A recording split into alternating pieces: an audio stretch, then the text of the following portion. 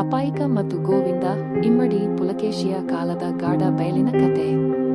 ವರ್ಷ ಕ್ರಿ.ಶ. 625.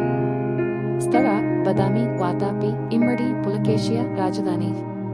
ಚಂದ್ರನ ನಸುಕಿನ ಬೆಳಕಿನಲ್ಲಿ ಮೌನವಾಗಿದ್ದ ವಾತಾಪಿ ನಗರ ತನ್ನ ರಾಜನೆದುರು ಶಕ್ತಿ ತೋರಿಸಲು ಕಾಯುತ್ತಿದ್ದಂತಿತ್ತು.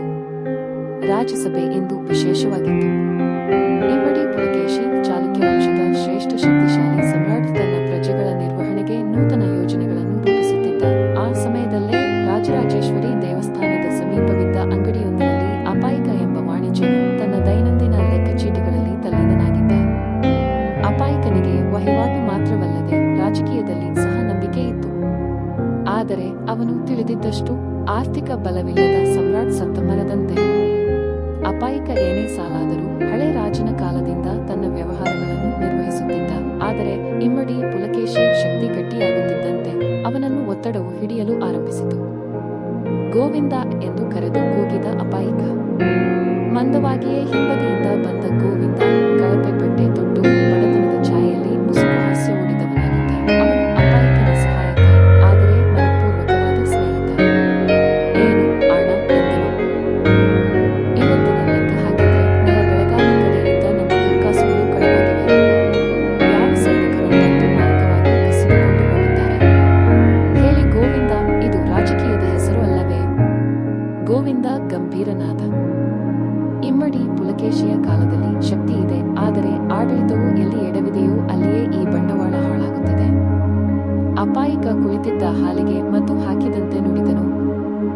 ಇದಕ್ಕಿಂತ ಮುಂಚೆ ಬಿಹಾರದತ್ತ ಹೋದ ನಮ್ಮ ಒಬ್ಬ ಸಾಮಾನ್ಯ ವ್ಯಾಪಾರಿ ಸೇನೆಗೆ ಆಹಾರವನ್ನಿಟ್ಟ ಬದಲಿಗೆ ಧನ್ಯವಾದ ಬದಲಿಗೆ ಜವಳಿಯನ್ನೆಲ್ಲ ಕಿತ್ತುಕೊಂಡು ಹೋಗಿದ್ದು ನಿನ್ನನೆ ಕೇಳಿದವನೇ. ಇದನ್ನು ಕೇಳಿ ಗೋವಿಂದ ನೆನಪಿನಿಂದ ಮರುಳಾದ. ಒಂದು ಕಾಲದಲ್ಲಿ ಅವನ ಸಹೋದರನು ಬಾದಾಮಿ ಬಳಿ ಹೂಡಿಕೆ ಮಾಡಿ ಮಣ್ಣಾಗಿದ್ದ. ಸ್ಥಳೀಯ ಅಧಿಕಾರಿಗಳ ಲಂಚ, ಶೋಷಣೆ ಮತ್ತು ಲಾಭದ ಆಸೆಯಿಂದ ಅವರ ಬಂಡವಾಳ ನಾಶವಾಗಿತ್ತು. ಇವೆರಡರ ಅನುಭವಗಳಿಂದಾಗಿ ಇಬ್ಬರೂ ರಾಜನ ಬಳಿ ದೂರು ನೀಡಬೇಕೆಂದು ನಿರ್ಧರಿಸಿದರು. ರಾಜದರ್ಶನ ಮತ್ತು ರಾಜಕೀಯದ ಒತ್ತಡ. ಅಗ್ನಿದೇವನಿಗೆ ಹೂವಿನ ಹಾರ ಕಟ್ಟಿದರಂತೆ ಅಪಾಯಿಕ ಮತ್ತು ಗೋವಿಂದ ಗಡಿಪಾರದ ಶಿಬಿರಕ್ಕೆ ಹೋಗಿ ರಾಜದರ್ಶನಕ್ಕಾಗಿ ಅರ್ಜಿ ಸಲ್ಲಿಸಿದರು. ರಾಜನ ದರ್ಶನದ ಸಮಯ ಬಂದಾಗ ಅವರು ತಮ್ಮ ಅನುಭವವನ್ನು ಮಂಡಿಸಿದರು. ಮಹಾರಾಜ, ನಿಮ್ಮ ಸಾಮ್ರಾಜ್ಯ ಬೆಳೆಯುತ್ತಿದೆ. ಆದರೆ ನವಪರ್ವತಗಳ ದಾರಿ ಹತ್ತಿದ ನಮ್ಮ ಸಾಗಾಣಿಕೆಗೆ ನಿಮ್ಮ ಸೇನೆ ದಂಡವಾಗಿ ಮೃದುವಾಗಿಲ್ಲ. ನಮ್ಮ ಬಂಡವಾಳವೇ ನಿಮ್ಮ ಸೇನೆಯ ದಾಳಿಗೆ ಬಲಿಯಾಗುತ್ತಿದೆ. ಇಮ್ಮಡಿ ಪುಲಕೇಶಿಯ ಮುಖದಲ್ಲಿ ತೀವ್ರತೆ ಮೂಡಿತು. ಬಲವಂತದಿಂದ ಆಡಳಿತ ಸ್ಥಾಪಿಸಲು ಶಕ್ತಿಯ ಅನಿವಾರ್ಯತೆ ಇದೆ. ಆದರೆ ಆ ಶಕ್ತಿಯ ಬಳಕೆಯು ಕಾನೂನಿಗೆ ತಕ್ಕ ರೀತಿಯಲ್ಲದಿದ್ದರೆ ಅದರಿಂದ ಸಾಮ್ರಾಜ್ಯ ಕುಸಿಯುವುದು. ಅವನಿಗೆ ಗೊತ್ತಿತ್ತು. ಅಪಾಯಿಕ ಮತ್ತು ಗೋವಿಂದ ಎಂಬ ಸಾಮಾನ್ಯ ಜನರ ಕಿವಿಯಲ್ಲಿ ಹಲವು ರೀತಿಯ ಆರ್ಥಿಕ ಅವಮಾನಗಳು ನಡೆದಿದ್ದವು. ಇದನ್ನು ಸಾಮಾನ್ಯ ಎಂದು ನಿರ್ಲಕ್ಷಿಸಲು ಸಾಧ್ಯವಿರಲಿಲ್ಲ. ಅವನ ಆಳವಿರುವ ಸಲಹೆಗಾರ ಭೋಜರಾಜನು ಹೇಳಿದ, ಮಹಾರಾಜ, ಬಂಡವಾಳದ ಜಾಲವಿಲ್ಲದೆ ಸಾಗಾಣಿಕೆಗೆ ದಾರಿ ಇಲ್ಲ. ಶಕ್ತಿಯಿಂದ ರಾಜಕೀಯ ಜೀತ ಸಾಧಿಸಬಹುದು, ಆದರೆ ಆರ್ಥಿಕತೆ ಆಧಾರವಾಗಿಲ್ಲದಿದ್ದರೆ ಅದು ಕಾಲುಮುಟ್ಟದ ಗೋಡೆಯಂತೆ.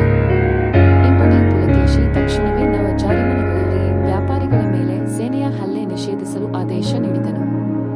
ಜೊತೆಗೆ ಬಂಡವಾಳ ಹೂಡಿಕೆಗೆ ಸುಲಭ ಸಾಲ ಸೌಲಭ್ಯ ನೀಡುವುದು ಎಂಬ ಘೋಷಣೆಯನ್ನು ಹೊರಡಿಸಿದನು. ಬಂಡವಾಳದ ಬದಲಾಗುವ ದಾರಿ.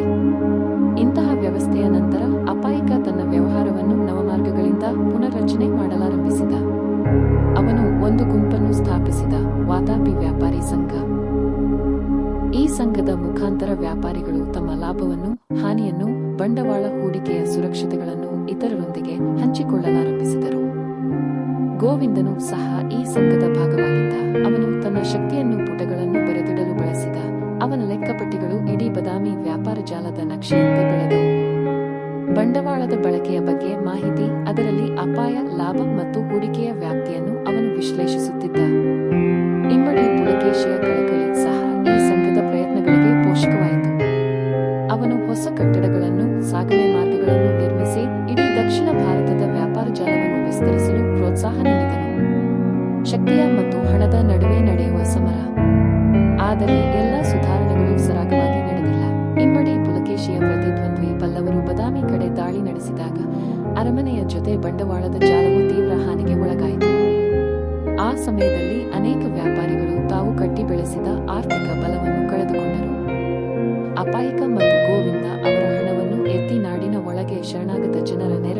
ಪ್ರಾರಂಭಿಸಿದರು. ಈ ಧೈರ್ಯವು ಅವರ